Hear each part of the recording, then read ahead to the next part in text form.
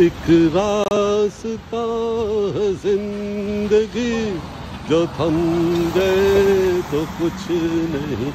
ये कदम किसी मुकाम पे, जो थम गए तो कुछ नहीं।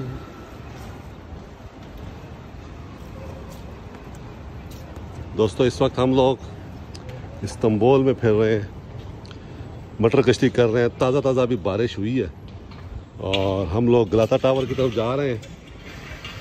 मेरे बेटे ने सिम लेनी है यहाँ पे, उसके पास सिम नहीं है यहाँ की, तो इसलिए हम निकले हैं। हमने कहा चले सिम लेते हैं जाके। तो ये देखें, हर तरफ टर्की के झंडे लगे हुए हैं और इस तरफ से हम लोग आए हैं अभी। तो बहुत अच्छा मौसम है, ठंड हो गई। कल तो गर्मी थी, लेकिन आज जो है वो ठंड हो गई है और मेरा ख्याल है अब यहाँ से ठंड होना शुरू हो जाएगी। ये इस तरफ पौधे देखें आप, खूबसूरत पौधे लगे हुए हैं और बहुत ये देखें, बिल्ली ऊपर से आई है और कुछ पौधे खाने की कोशिश कर रही है। खुश रहें दोस्तों, दुआओं में याद रखें। शुक्रिया।